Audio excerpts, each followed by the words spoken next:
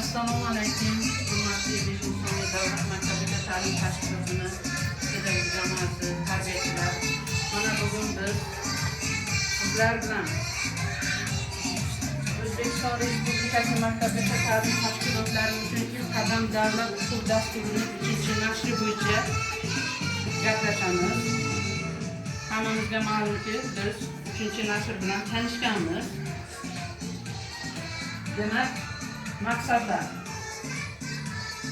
Ushbu mashg'ulot davomida siz ilk qadam davlat o'quv dasturining 3-nashri bilan tanishasiz. İlk qadam davlat o'quv dasturi 3-nashriga kiritilgan asosiy qo'shimchalar va o'zgarishlar haqida ma'lumot olasiz. Erta ta'lim va rivojlanish maqsadlari bilan tanishib chiqamiz. Davlat o'quv dasturini takomillashtirish uchun asos. O'zbekiston Respublikasi Prezidentining 2024-yil 9-sentyabrdagi Prezident farmoni 152-son farmoni. O'zbekiston Respublikasi Vazirlar Mahkamasining 2024-yil 27-martdagi 157-sonli qarori. Maktabgacha ta'limdagi xalqaro tajriba, Singapur va Buyuk Britaniya tajribasi. Maktabgacha ta'lim tashkiloti pedagoglarining UNICEF xalqaro tashkiloti bilan hamkorligida o'tkazilgan tadqiqot natijalari.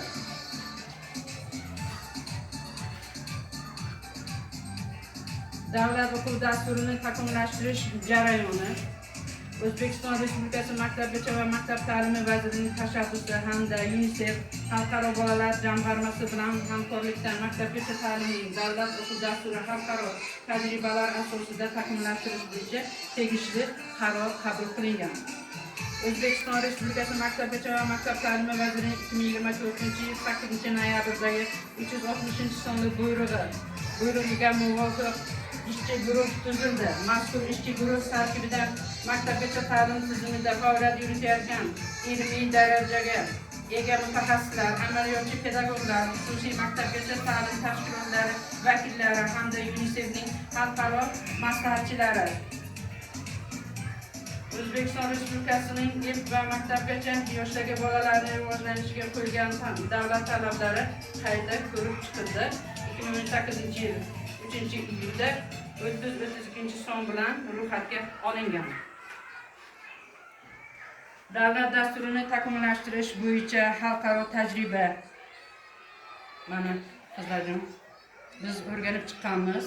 Dastlabki yangi chiqqanda biz forumga borib kelgandan so'ng sizlarga har bittangizga o'qib, eshittirib, tanishtirganmiz.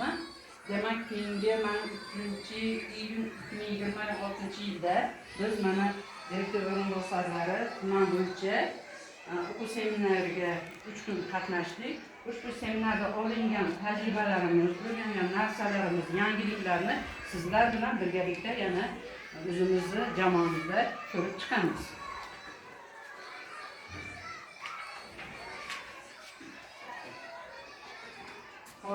Maktabgacha yoshdagi bolalarning rivojlanishiga oid takomillashtirilgan davlat talablari bo'yicha eksperimentlar bahosini tahlili. Endi har bittasini o'qib bersam ko'p vaqtimizni oladi. So'rovnoma natijalari.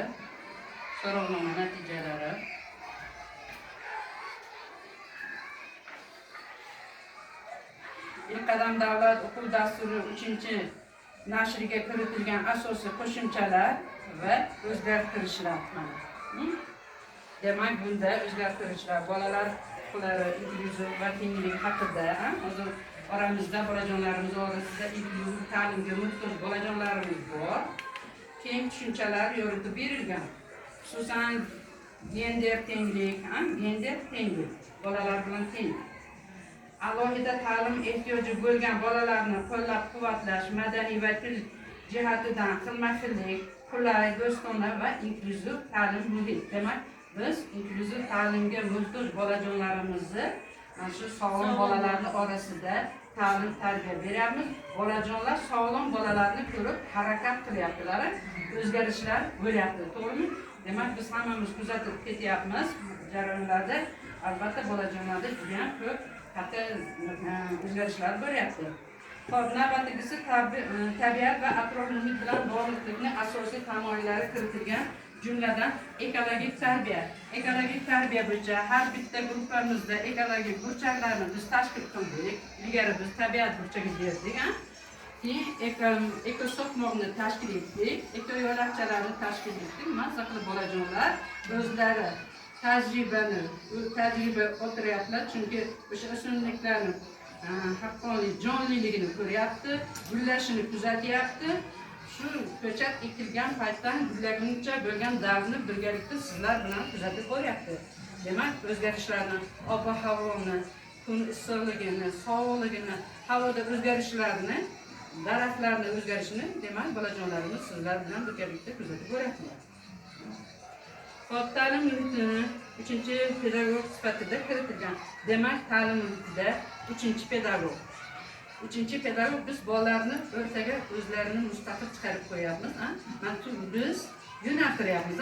Demak, Dilfuzaxon mana bolajonlar bilan birgalikda mana bugun biz sizlar bilan ertalab kuzatgan narsalarimizni, ko'rgan hodisa voqealarimizni ko'z o'ngimizga keltirib, shu tasvirga tushiramiz yoki bo'yaymiz yoki quramiz deb biz bolalarga yo'naltiryapmiz. Bola o'zi bolalarni boshqaryapti. Tarbiyachi chekkada kuzatish kerak. Shunga bu ta'lim muhiti 3-pedagog sifatida kiritilgan. Navbatdagisi ta'lim-tarbiya jarayonini rejalashtirish va loyihalash kabi ta'lim-tarbiya jarayonini samarali rejalashtirishning asosiy jihatlari keltirilgan. Hop, mavzuliroq va kengroq va tushunarliroq tarzda kiritildi. Demak, birinchi bobida davlat o'quv dasturi haqida ma'lumot. Mana hozir qisman sizlarga tushuncha yana qaytarib berdim, esingizga tushdi. Ikkinchi bob o'quv dasturining global va milliy qadriyatlari. Demak, milliy qadriyatlarimizga nima uchun 3-nashri ilk qadam milliy o'quv dasturi deyildi? Sabab bizning milliy an'analarimiz, urf-odatlarimiz kiritildi. Ilgari ham bo'lgan, lekin alohida kiritilmagandi. Mana shu kiritilgani uchun milliy dastur deyiladi. 3-bobimiz o'quv dasturiga yondashuv. Demak, biz 3-bobda o'quv dasturiga yondashgan holda ilgarigi holatlarimizdan kelib chiqib, yangicha yondashuv asosida biz ishimizni davom ettiryapmiz, qo'shimcha qilib yoki yangilik kirityapmiz. Hop. 4-bobimiz o'quv dasturidagi kompetensiyalar. 2-nashrda qanday bo'lgan, 3-nashrda qanday o'zgarishlar bo'lyapti? Buni biz sizlar bilan o'rganib chiqamiz. 5-bobi baholash va kuzatuv. Demak, baholash va kuzatuvda biz bolalar bilan bolalarning ishini baholab boramiz. Ilgarigi holatda biz faqat bolalarni nima qilib, kartochkalarni berib, значокlarni berib, har xil nimalar bilan rag'batlantirib kelayotgandik. Endi bolalarni oddiy holat chapakchalik yoki juda ham yaxshi deb bir-birini ishini baholab yoki mana endi galereya qilib bolalarning ishini terib, bola o'zini ishini bundoq kuzatadi, kuzatib o'zi qanday bajardi, o'rtog'i qanday bajardi, o'zlari bir-birini ishini kuzatib, bir-birini baholayapti. Hop. 6-bobimiz o'tish davrlari. Demak, birinchi uydan maktabgacha ta'lim tashkilotiga o'tish. Birinchi uydan maktabgacha ta'lim tashkilotiga va orqaga qaytish. Demak, har kunlik o'tish. Hop, mana bu birinchi dastlabki kunlari.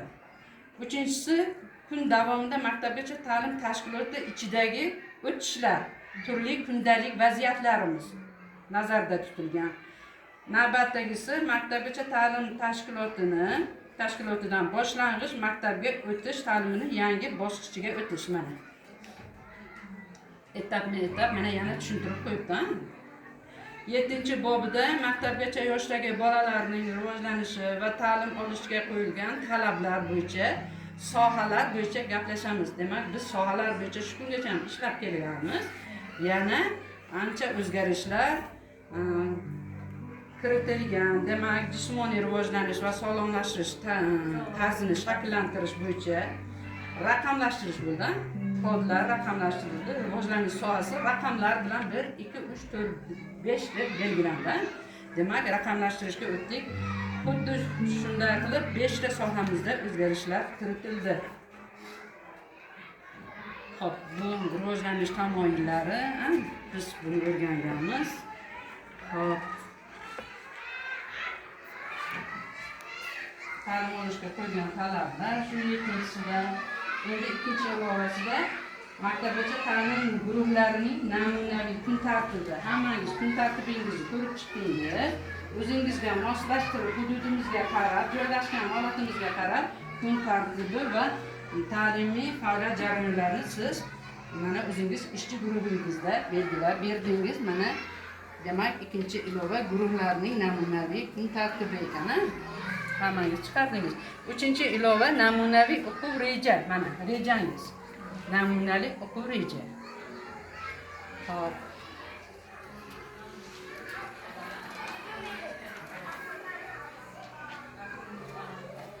Etaplar ketgan, etaplarni biz o'rganganmiz.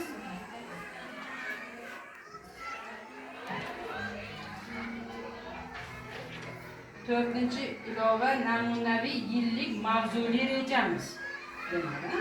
Mavzuli rejamiz g'aroyatli dasturimiz.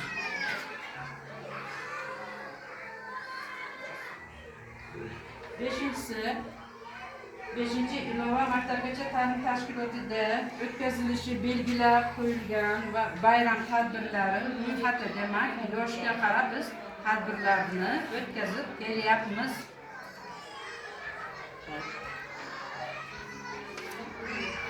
7-ilova 6-7 yoshli bolaning maktabga tayyorgarlik xaritasi. Demak, biz yil davomida 3 yoshdan 7 yoshgacha bo'lgan bolalarni rivojlanish xaritasini biz belgilab ketamiz. Birinchisi birlamchi kuzatuv, ikkinchisi oraliq, uchinchisi yakuniy. Yakuniyda maktabga ketadigan bolalaringizni albatta rivojlanish xaritasini to'ldirib ota-onaga topshirasiz. Ro'yxat bilan ota-onaga topshirasiz. Ota-ona maktabga olib borib beradi. Nimagaki maktabgacha ta'lim yoshida 7 yoshgacha bola qanday rivojlanish bo'lgan bo'ladi, maktabga borganda qanday rivojlanish o'zgarishlar bor, uni o'qituvchilar o'zlari kuzatib ketadilar. Xo'p, 8-ilova guruhlarda rivojlanish markazlarining taxminiy loyihasi. Demak, guruhlarda rivojlanish markazlarimiz 5 ta markazdan iborat markazlarimiz bor. Rivojlanish markazlarini biz o'zimiz doimo kuzatib borib, yangilik kiritsak, yangilik kiritilganda yangiliklarni kiritib ketyapmiz. Demak, o'zgarishlar bo'lganda endi o'sha 5 ta markazimizni rivojlanish markazini bolalarga shunaqa bizda sharoit bo'lishi kerakki, mana shu 5 ta markazingizni yo'naltirib qo'ydingizmi, narsalarini qo'yib qo'ydingizmi, bola ixtiyoriy kun davomida qaysi markazda xohlasa ishlashi kerak. Uni siz yo'naltirmaysiz. Managa o't, matematikaga o't yoki tabiatga o't yoki syujetga rolga o't demaysiz. Demak, bola o'zi ixtiyoriy markazlarni tanlaydi. 9-ilova guruhlardagi rivojlanish markazlarini va rivojlantiruvchi muhit uchun materiallarni namunaviy ro'yxatini albatta qilib qo'yamiz. Tarbiyachilar, demak, bu bizning ishimiz, qilib yurgan ishimiz. Yana shu ishimizni mukammallashtirib, yangiliklarni kiritib, birgalikda yil davomida olib boramiz. Hozir hammamiz yozgi sog'lomlashtirish davriga ketyapmiz. Yozgi sog'lomlashtirish davrida har biringiz o'zingizni ish hujjatlaringizni yozishlar mana bu yozgi sog'lomlashtirishda yo'q. O'sha tarbiyachi burchaklarni ota-onalarga burchaklaringizni chiqarib qo'ydingiz, kun tartibini chiqarib qo'ydingiz, mashg'ulot jadvalingizni chiqarib qo'ydingiz, ota-onalarga maslahatingizni chiqarib qo'ydingiz, markazlarni yozgi mavsumga o'zgarishlarni chiqarib qo'ydingiz. Sizda faqat filtr davomli qo'lingizda. Albatta har kun shu 3 oy 10 kun bo'lsa 100 kunga bizda harakatli o'yinlar, didaktik o'yinlar, har xil sayrlar, ekskursiyalar biz uyushtirib kelyapmiz va amalga oshiryapmiz. Qo'g'irchoq teatrlari va boshqalar. Demak, hurmatli tarbiyachilar, milliy forumda biz shu 3-nashr bo'yicha gaplashganimizda, sizlar bilan gaplashganda shuni yana ta'kidlab o'tgandik. Mana yana o'rganib, yana esimizga tushib, mustahkamlab oldik. Demak, bundan keyin biz milliy o'quv dasturi bo'yicha ish olib boramiz. Milliy o'quv dasturi bo'yicha yozgi sog'lomlashtirish tartibga keltirildi. Endi 9 oylik o'quv dasturimizni davom ettiramiz sentyabr oyida. Hammaga tushunarli bo'ldimi? Rahmat.